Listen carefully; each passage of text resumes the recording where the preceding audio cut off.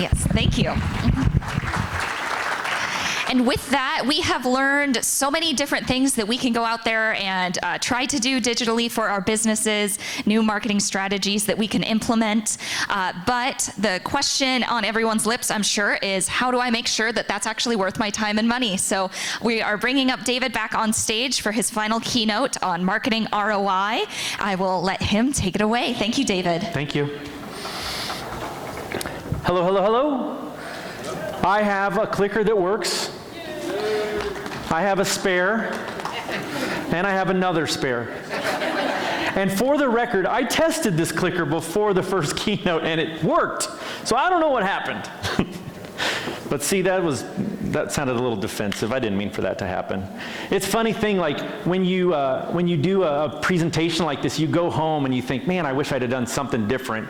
It's not often I get to do 2 presentations, because now I can look back and I can say, I'm sorry if I disrespected Magic Johnson. I did not mean to do that. What I really meant was, what does he know about small business? What does he know about the party and tent rental company? He's a good guy, and he's an intelligent businessman. So you guys feel better? Feel better? I feel better. I also want to take a moment before I jump into this to just compliment you guys on the kind of networking that's happening. No one has been the jerk that I pretended to be earlier today, so that was nice. I want to encourage you guys, make sure that you're following each other on social media. You are connecting on LinkedIn. You know, that's helpful for you, it's helpful for everyone. And then most importantly, and Janelle asked me to remind you guys of this, be sure that you are writing online reviews for your local businesses, okay? They're incredibly important, incredibly valuable to you, and they're incredibly valuable to your neighbors. So be sure that you are doing that as a service to your fellow Nebraskans. So, why ROI? Why are we going to talk about return on investment? Well, I loved seeing Andrew up here talking about investments and return and all those things. I also loved that Andrew showed up in shorts and flip-flop, because that made me feel better about my jeans, so I like that. But ROI for me is the most important thing that I think about when I am consulting a business about their internet marketing strategy. A couple of you guys have approached me today and talked to me a little bit about your businesses, and I keep bringing it back to, yes, you could do geofencing. This is how much geofencing costs. But before I tell you, hey, go out there and figure out geofencing, let's figure out how much do you make when you sell a product. Let's figure out your profit on it. You got to figure out all those things first before you determine if it makes sense to invest in a marketing strategy. And so what I'm going to go through today is the ROI equation. And I apologize in advance, there's going to be some math. And it's going to sound a little bit like a classroom presentation for the first part, but I promise that this could potentially be one of the most important things you ever learn for your business. Way to set yourself up, David. Okay, here we go. When you have done traditional media in the past, and let me also say that if you took anything away from this morning that indicated that I'm not a fan of traditional media, that was not my intent. I absolutely love and believe in traditional medias, right? They get the brand out there. They have a great deal of reach. But they're so hard to measure that they work, right? You guys ever done a radio commercial and went like this? Right? You ever sponsor a little league team and put your name on the jerseys? Right? You ever been in a local parade or bought those team magnets, you know, or anything like that? Do you have a way of measuring the success of those things? You really kind of don't most of the time. I ran this campaign and sales went up, so I think I'll give the campaign credit for that, right? Like, you have to use the F word. Not that F word, faith. You have to use faith, right? And the thing that traditional sellers have said forever is that, no, we really can't track this. We can't prove if people came to your business, but we can tell you that we're creating brand awareness. Do you guys love that idea, or does that just make you shake your head like, brand awareness? It's important. Brand awareness is incredibly important. But I think there's something more valuable than brand awareness, and that is proving that you're advertising is working. In fact, proving return on investment is considered to be 2 times more important than brand awareness for most marketers. And so when Janelle and Tiffany called me and said, well, what else do you want to talk about besides the digital pivot? I said, I really like talking about ROI, and I think advertisers can take a lot away from that. So we're going to talk about customer lifetime value. All right, this is the first of a long equation that we're going to go through. You have to determine what is your customer lifetime value in order for you to even start figuring out return on investment. Okay? And in fact, research shows that more than 75% of North American executives consider customer lifetime value to be an important metric. So, and by the way, if I say research shows before a sentence, you have to believe the second half of the sentence. But if it's important to them, shouldn't it be important to small and medium business owners? Yes, absolutely. So bear with me as we go through the math, because you're going to find this to be very valuable. Now, it starts by figuring out your average order value. Now, most business owners like to just estimate this. They say, well, I think, generally speaking, my average order value is this much.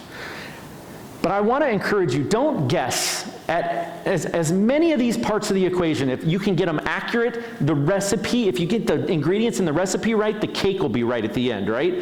So the way you figure out your average order value is take your total number of sales for the year and you divide it by the total number of orders. You should be able to do that, hopefully, with your books, right? Now, I was working with a gentleman named Buddy, and Buddy owns a business, and Buddy said, hey, I want to go through this process, this ROI process with you. And I said, great, let's do it. I said, can I use those numbers in my next presentation? He was like, sure, whatever. He's a good guy, right? So he is one of those tent and equipment rental companies that I was telling you about. And so Buddy did some math, and he discovered that his annual revenue that year was $2.1 million. And he had 8,700 orders, which made his average order value right at around $241, okay? So that's the start, average order value. Next thing you got to figure out is your purchase frequency. That's how many times a year does a customer buy from you? And he was able to determine that as well by taking the total number of orders divided by the unique amount of customers, and it turned out that his average customer buys from him, or rents from him in his case, 2.9 times a year. All right? Now, if you're trying to take notes super fast, good for you, but I am going to give you this deck at the end, and I'm going to give you some shortcuts too. So now we've got customer value by dividing AOV by time, or multiplying AOV times purchase frequency. So for Buddy, that came out to $699. That is his customer value. But that's not where we want to stop, right? We wanted to get to customer lifetime value, which means you have to figure out how long is a customer loyal to you, right? How many years does this customer buy from you? For some of you guys, it's just once, right?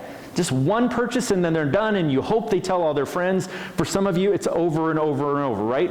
You're dressing, what'd you call it? A pourable? I like that. Like, you can use it for ketchup. You want them to keep buying it over and over and over, right? This is maybe the hardest one for you to figure out accurately.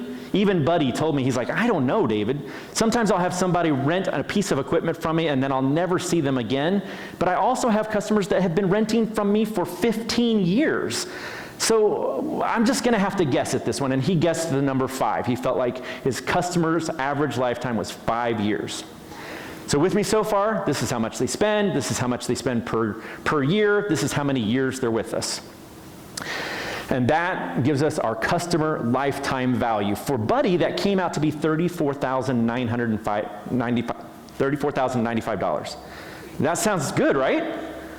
When you started out with $241, and Buddy had that same reaction. He's like, I didn't realize that my average lifetime value of a customer was up there in $3,400. Does that sound high to you guys? Does it? Okay, here. Starbucks did this same equation. Starbucks figured out their customer lifetime value.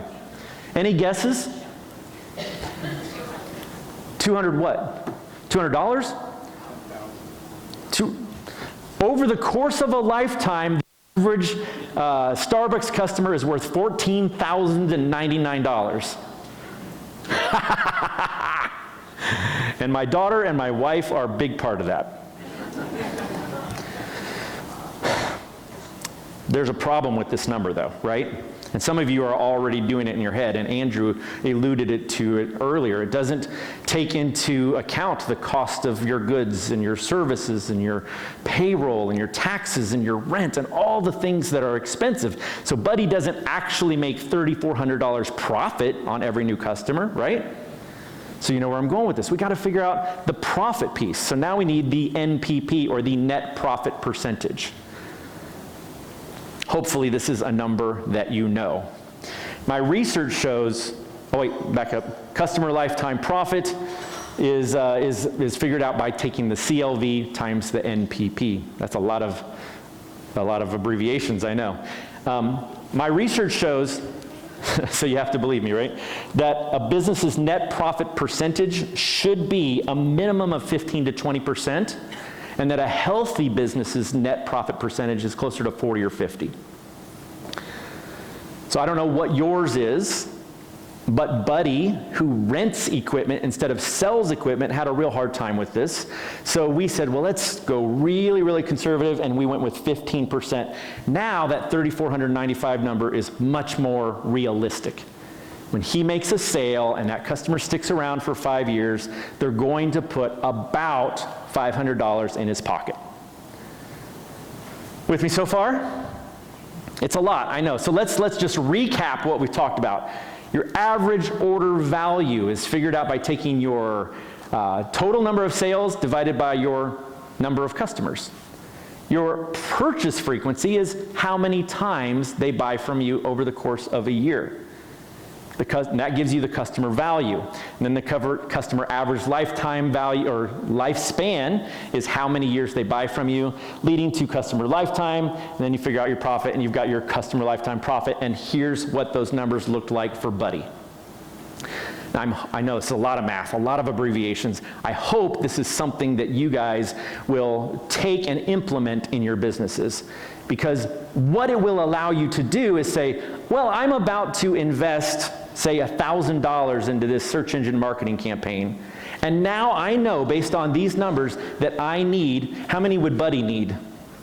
Well, Buddy would need 2 to break even, right? But what we really need is one more number, one more abbreviation, MCN 200. Now, I would ask if y'all have ever heard of this particular abbreviation, but I would know the answer is no, because I made it up. I made it up based on the many, many, many conversations that I had with business owners about the idea that they wanted to make double their investment. It stands for minimum customers needed to reach a 200% ROI. Now, how does 200% return on investment sound to you guys? My financial planner seems to think a 10% return on investment is a good number, right? And maybe that's true for the stock market, but I believe that as business owners, you have higher expectations. Maybe you want 400%, maybe you want 600%, I don't know. But 200% ROI means that for every $1,000 you invest, I believe you should make $2,000 back. Raise your hand if you think that sounds pretty good. All right, for those of you not raising your hands, or if you did, I will give this $20 bill to the first person that gives me a $10 bill. Who's got a $10 bill? I'm not kidding. 2 5s will work. Bring it up here. First one up with $10. Here we go.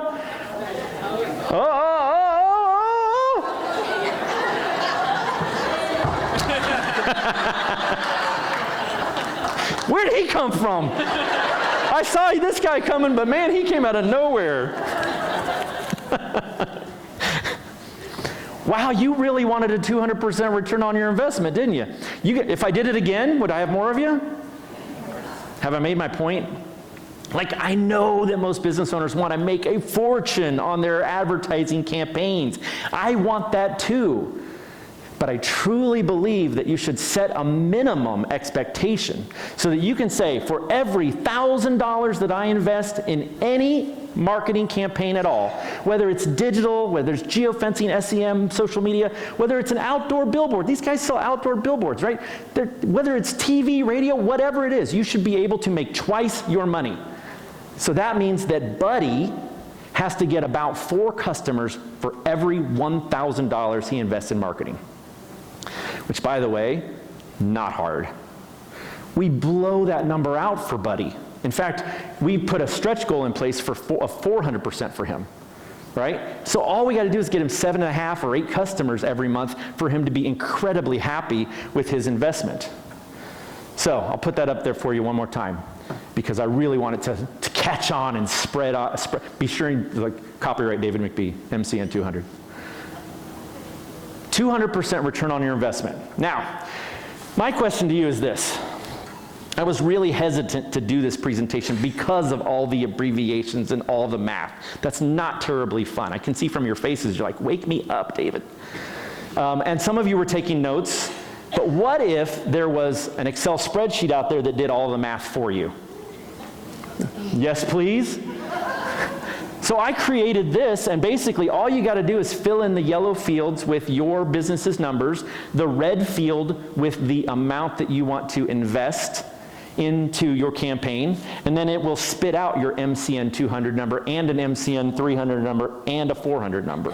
Here's what it looked like for Buddy. So that's all the stuff we just did. You guys like that? Do you want it? Yes? All right, here's my Venmo. Send me $10 and I'll send it to you. I'm totally kidding. But I'm not kidding about this. Get your phones out right now. Shoot me an email. David@davidmcbee.com. Just put ROI in the subject line and I will send you this document.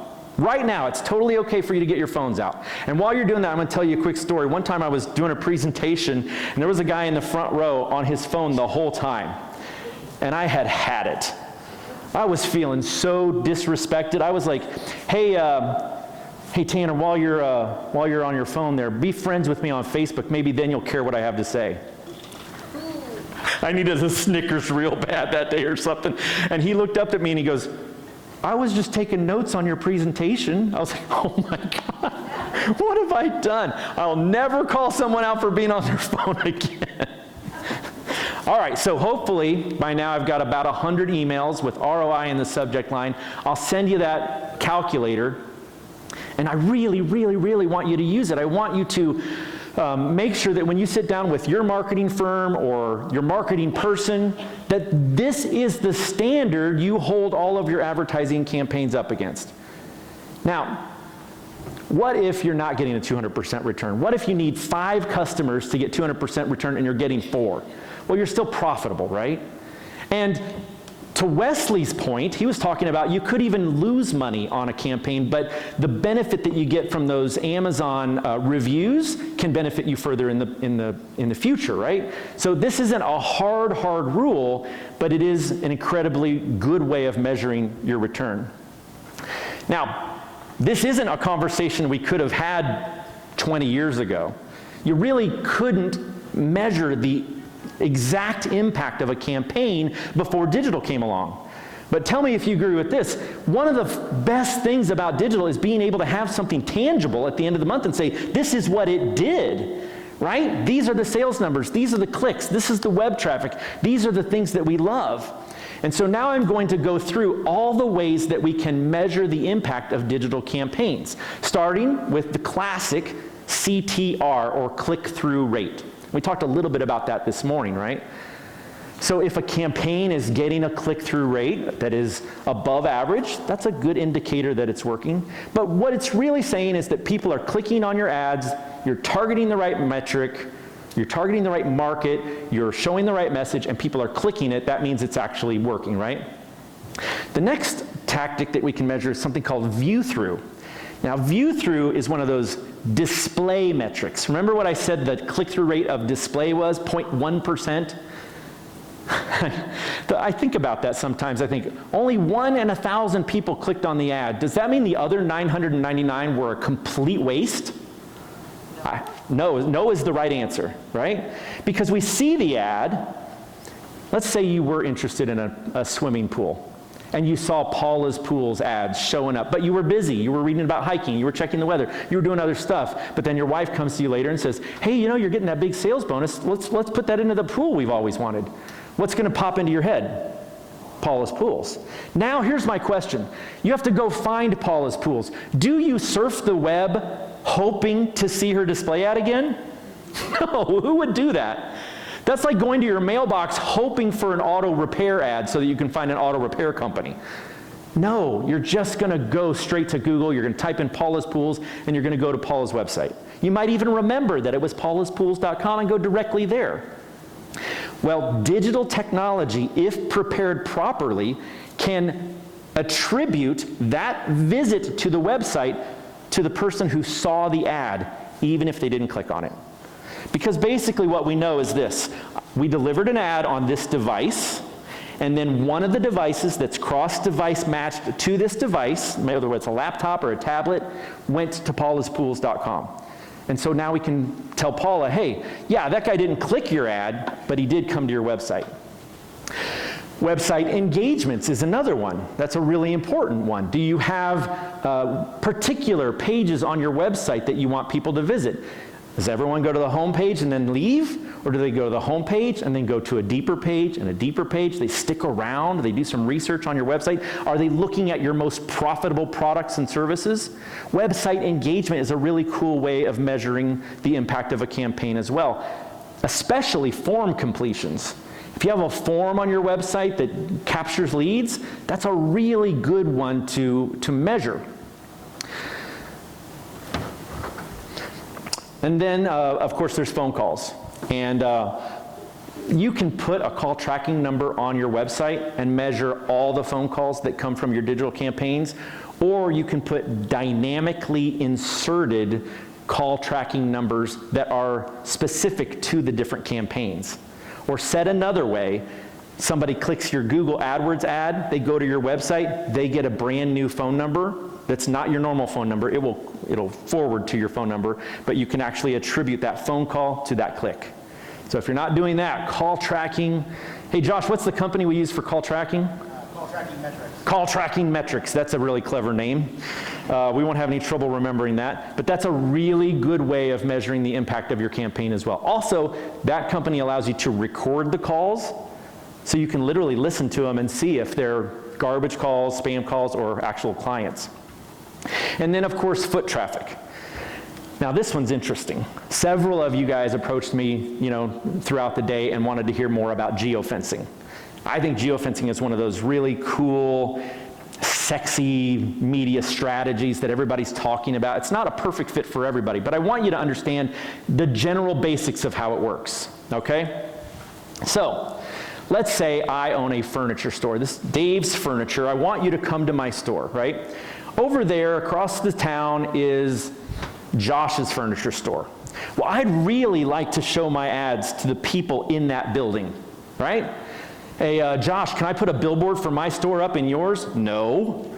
I can't do that, right? Can I put a billboard up in your parking lot? No. I could maybe put one near it, but that's as good as I could get. But what I can do is I can draw an imaginary fence around Josh's furniture store.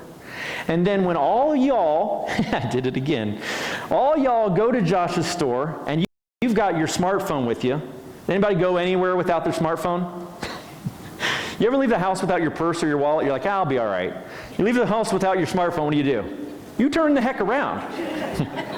So I go into Josh's and I've got the smartphone with me, and as you know, smartphone apps use location services, right?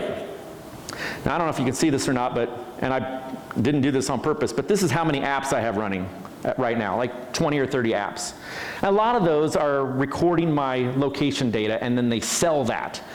So now somebody somewhere knows that I was at Josh's furniture store, right?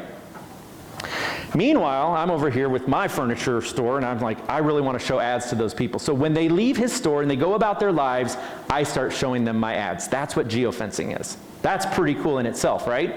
But it gets even cooler because if any of those people come to my store, you know what's in their pocket or their purse? You know what's on it? Location data. And now we can measure foot traffic as well. So I can actually get a report that says, of all the people we showed your ads to, these 200 people actually showed up at your store. That's foot traffic reporting, and it's one of my favorite things. Oh, and by the way, it works with connected TV too.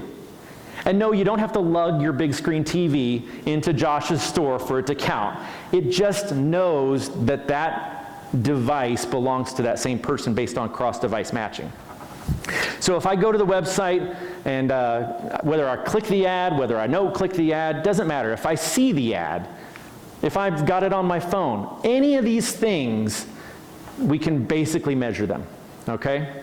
Now, speaking of location data, there are some privacy issues, right? And somebody in here talked to me about that. It's a little creepy, right, when people know exactly what you want. The other day, my daughter was telling me her favorite snack in the whole world was Twix and a Cherry Coke. And we were at CVS, and I was like, okay, sweetie, get your Twix and your Cherry Coke. I didn't know that that was your thing, Twix and Cherry Coke. Later that night, she showed me an ad on Facebook for Twix. Coincidence? I don't know. Maybe our phones were listening, maybe Alexa was listening, I don't know. But most of us keep our location data on. In fact, 90% of people leave location services on all the time. So we are able to measure the foot traffic conversions of the majority of people. And of course, we're going to leave our location services on, because what good is a smartphone if the location services don't work, right? You ever try to find a Chipotle when you can't use location services? You got to have that, right? Now, one of the problems with everything I've said so far is that most of these metrics do not measure a sale, do they? Unless you have e-commerce on your site, which measures that all the way down to the dollar. Most of everything I've talked about, there's a little bit of math that you have, more math, yay, third grade teacher was right. There's a little bit of math that you have to do, right? So for example, what is your closing ratio? If I provide you a foot traffic report that shows that 100 people came to your furniture store, well, how many people do you normally close? And this is going to require you to do a little bit of homework. You need to know what your closing ratio is. Now, if you're a little boutique and you sell women's clothing, maybe half of the women that come in spend some money with you, and the other half just window shoppers looking around and they leave. So you've got a closing ratio of 50%. It's different for every business. If you sell cars, what do you think the closing ratio is at the car lots, right? Maybe it's 1 out of 10, maybe 1 out of 20, right? If you are a restaurant, what's your closing ratio? I mean, it should be 10 out of 10, right? People walk into your restaurant and go, no. That's a problem. But for the most part, if you're in a restaurant and I give you a foot traffic conversion report of 100 people, you should be able to say, well, that was 100 sales, right? So you do have to do a little bit of figuring out. And that goes for your website too. If 10 people go to your website, how many of those become customers? If 100 people go to your website, how many of those become customers? And you can figure that out, actually. You just look at your web traffic for the month of February, you look at your sales for the month of February, and you've got the closing ratio. You do that over and over and over, kind of find a mean, right? I really like form completions because they truly separate the tire kickers from the people who are interested in. Now, I was working with a plastic surgeon, and he was spending about $2,000 a month on search engine marketing. And he wasn't sure it was working. I was like, what do you mean you're not sure it's working? It's like, I don't know. It feels like business is up, but I'm like, it feels like business is up? Like, can we measure this somehow? And Josh, we gave him we were able to track like 40 conversions a month on his form, right? So I had this report that said 40 people who came from your campaign have completed your form. So let's have a conversation about that. I said, how many people who complete a form come in? He said, well, if 10 people complete one of my forms, about 8 of them come in for a consultation. I said, okay. How many of those become patients? A couple. So for every 10 form completions, you get about 2 patients. Would you agree that's about right? He goes, yeah, that sounds right. I said, so we drove 40 form completions. If my math is right, that means you got 8 new patients. Now, what's your customer lifetime value or your customer lifetime profit of a patient? And we had already determined that it was $4,000. Now, 4,000 times 8 new patients was a lot more than the $2,000 investment he was putting into the campaign. Am I right? Shouldn't he have been really happy? Shouldn't he have been paying me more for my services? Like, I was consulting, but he wasn't even that happy. And we got down to it, and really, He just thought that a $2,000 campaign was going to make his phone ring like crazy. He just thought that a $2,000 campaign was going to book him out months in advance. But when we did the math, when I showed him, yes, your 2,000 campaign is absolutely, positively providing a return on investment, even if it's not the numbers you expected, we never had to have that conversation again. The conversation shifted from, is it working, to how well is it working? And of course, we worked hard to get more than 40 form completions and really effectively do that. And to this day, the guy is still investing in Google AdWords and is a big fan of that particular process. But again, it really comes down to expectations. Now, there's one more problem with all of this. We used lifetime value of a customer. That means sometimes you have to wait for the revenue, right? There's even a term in our industry called lagged revenue, and it's this idea that you made a sale, but you have to wait for that person to become a long-time loyal customer before they're actually worth that customer lifetime value number, right? And so I'm telling you that because some of you are already thinking it, right? It's like, okay, Buddy's going to invest in this campaign. He only needs 8 customers, but those 8 customers had better stick around for 5 years for it to really work, right? Or if you use my MCN 200 number, is Starbucks going to invest $7,000 to get one new $14,000 customer? No, they're not actually going to do that. So you have to think about lagged revenue. And for me, that means that you probably should be prepared for the campaign to be a little painful at first, right? And these are just numbers that I made up, but imagine you invest $1,000 in a campaign, you get 3 new customers out of it, but that month they only provide you about $300 in profit. You're gonna feel like, oh, I really ate it and that campaign stunk and I can't keep doing this. But if you stick with it, the next month you get some more new customers and those same ads bring people back. And then the next month, and it compounds over time. And so I like to tell business owners, your campaign should really always be on. There's really not a reason to turn off a marketing campaign unless you have so much business that you just can't keep up with it. And even then, sometimes it makes sense to keep marketing so that you keep that market share. Again, I'm a big fan of Andrew's. I don't even know where he went, but he talked about Coca-Cola doing that, right? Like Coca-Cola owns the market on cola, but they continue to advertise, right? So all of your campaigns should always be on, and you should always be measuring the return on investment on them. So I get this question a lot. How long should I run a campaign? To which I answer with the question, how long do you want to make people aware of your products and services? And so often I work with businesses that what they do is they come to me and they say, I tried this and it didn't work. I did that geofencing thing, it didn't work. I did AdWords, it didn't work. Oh, how long did you do it for? A month. You know what? I tried a diet for a month. It didn't work so well either.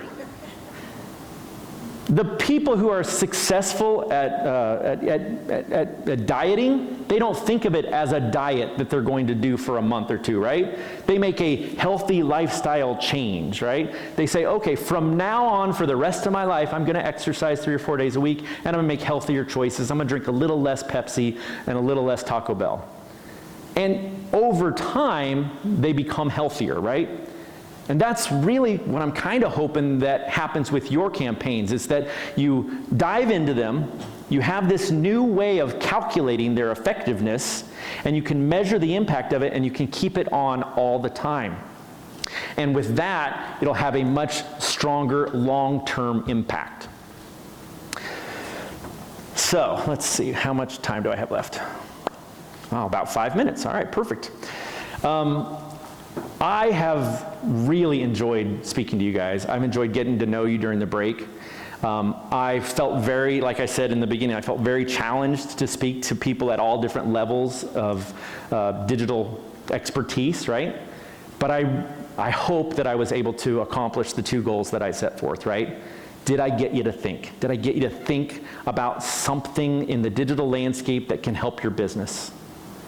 And more importantly, will you act? Will you, when you go back to your offices tomorrow or Monday or whenever it is, will you actually take action?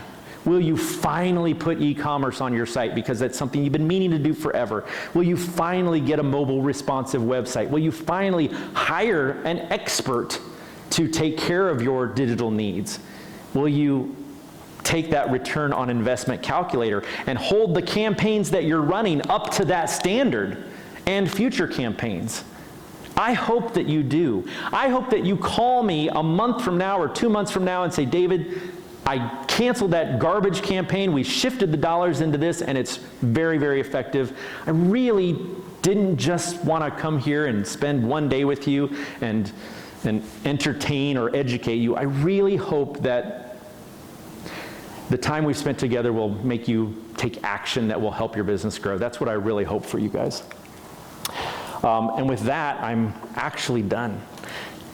That was a really good ending, wasn't it? And with that, I'm done. I'm just beat, I'm sorry. No, thank you. Do we have time to do any Q&A? Yeah, if we want to open it up, if you guys have any questions that you would like to ask David in front of the group, we can do some of that right now. Do we see anybody out there who's maybe want to raise their hand and ask a question? I've got a microphone up here that I can bring to you if you want to ask that question in front of the group. Don't be shy, it's okay. Maybe not. I guess they're done too. That's all right. You just did such a good job. Nobody could possibly have any more questions. I'm sure that was it. Thank you so much. Yes, thank you. Let's give them thank you. Thank you so much to David and to all of our speakers today. We really appreciate the time that you gave and the research that you did that you could share with us today. Just one quick thing too, all of you should have gotten an email around 2 o'clock today, and that is for our MarkeTech survey. So we would love if you could find that in your inbox. Eventually next week I'm going to put it on our website as well, marketechconference.com, if you for some reason didn't get it in your email. But we have a survey on there that we would like for you to take to just give us your feedback, tell us what you thought of these sessions, and tell us what you would like to learn more about in the future, because we would love to cater this conference to you guys. If you guys want more information about social media, we want to give that to you. If you want more information about cybersecurity, we want to find those experts and bring them in front of the crowd for you guys to learn from. So please take your time to fill out that survey and let us know. If you do, we will enter everyone who filled out that survey into a drawing, so you could potentially win a free year of membership with Grow Nebraska, or you could win a free conference pass to next year's MarkeTech. So incentive to fill that out, but also it would just be hugely helpful to us. So Janelle, if you want to come up and give us our closing remarks, as well as talk about some of the giveaways that we will be giving away today. Yeah, I'll go get the tickets and the stuff. Yeah. All right, well, first off, thank you all again, and I think we need to give David a big hand of applause. He was awesome. Totally awesome. I also want you to know he is a local Google guide level 8. I'm a 6. He's the first person I've met that's ahead of me. Right? Jessie's over there, and she knows how wild I am about being a local guide. I do want to say, the one thing that all of you can do is when you're in a local business and you get good service, please, please give them a review. That is so, so important. And sometimes it's good if you give them a not so good review. They need to understand, why, and take time. But when people ask me, Janelle, what's the one thing I can do to really help people? Give them a review, okay? Reviews are, word of mouth, and it's so important. And it's easy to be a local Google guide. And I do feel very strongly about Google. And most of you, if you ever heard me talk, know that I probably would have called my daughter that if I'd have known today what I know now. She would have been very, very famous. Google Erky, there she goes. But it is really, really important to do your reviews. And I thought David did an excellent job, and I hope that we will maybe bring him back in the future. We do have our next year conference set. It is June 22nd. And for those of you that were with us in 2018, we had Maria She's actually a Google trainer from Houston, and she's going to be joining us next year. And she'll be doing some hands-on things, and she'll be talking about, she's also a marketing expert. So we're really excited to have her come back. She received extremely high remarks, and so again, she will be with us. We're really interested in knowing if you liked this layout, having everything sort of in one room, doing panels, more interactive. I do like to always have a successful business talk. I think it's important that we all learn that, everybody can start small and grow big. It's, you can do whatever you set your heights to. So with that, I want to thank all of you. Rod Whipple is somewhere, I think. Rodney, our president. Oh, there he is. He's waving his hand. Okay. Please join us for our reception after this. Will start at 4 today. We're at one of our members. It's McHugh's Nebraska Tap Room. Rodney will have 2 tickets for you to either get a glass of Nebraska wine or some local brew. You have to tell him that you were with MarkeTech. So we hope that you will join us, and we will start that right at 4 o'clock. So let Tiffany and Amanda, we will give some prizes away. I've got too much in my hands. All right. So first, what we would like to do is we would like to draw one of those raffle tickets for a free year of membership with Grow Nebraska. So we are going to draw and call a number. I guess I will draw. Oh, it's too tall for me. I'm so short. Okay, so the number is 2245944. Perfect. All right. Do you have the free membership? All right. Here you go. I'll let you come up and grab that. Thanks so much for showing up today. All right, and then this is going to be, and you will have to claim this afterwards. We have a box over there at our table that is a gift box. So it is filled with Nebraska-made products, and it's in a bigger version of that little box that's on your table. So that is actually a service that we offer at Grow Nebraska, is custom gift boxes. We talked about how NPPD gave those out to their employees last year, but that's also a program that anyone can take advantage of. So if you want to just order one for one loved one, or you want to place an order of a dozen or hundreds like NPPD, you can definitely do that. We do ask that as we are headed into the holiday season, if you think that's something you're interested in, that you would let us know sooner rather than later. That way we can make sure that we can accommodate you to the best of our ability. But some lucky person is going to get a free box, so we are going to pull that number now. There's 2 of them there. I can't do one with 2 of them. All right. 224-5687. 224-5687. Yes, it's you. Wonderful. All right. So if you will just stick around, Amanda will be able to give you that at our booth in just a second, but do not lose that ticket. It's like the golden ticket from Willy Wonka.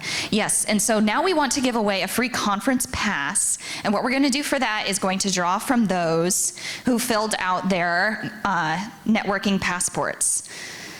So if we can shuffle those up, splay them out like it's a magic trick or something. Oh, who is it going to be? Have to look at the back. Nope, that doesn't help me. Uh-oh. Uh-oh. Yes, Lori Schroeder. Lori Schroeder. Lori, you get a round of applause. No one else got a round of applause when they won, but look at you. All right, we actually have a certificate here for you if you want to come up and grab that. Or she can grab it, or Amanda will give that to you. Okay, perfect. And last but not least, we also want to give away the centerpieces, so that box there, and then the Nebraska-made item that is made by one of our members. We are giving that away as well. So if you would all look under your seats, under your chairs, we have randomly put sticky notes under them. If you are the only person left at your, oh, yep. All right, so we are going to go on the honor system here, and you will just get to take you can take the box and you can take the item that's on your table. Yes. If you're the only one left, you just get to claim the prize by default. Winning by default, that is the best way to win, huh? All right. You know, to have them go over to the exhibitors one more time because they're starting to tear down. All right. Now, please make sure that if you wanted to make one more networking connection, that you go and stop by those exhibitor tables, because they are going to be tearing down soon. But we want to make sure that you get one last chance to connect and make a networking connection. Thank you so much for showing up to MarkeTech today. We hope that we will see you at McHugh's. Make sure you sign that Hay Bale banner if you didn't have the chance. And we hope to see you all again next year. Thank you so much.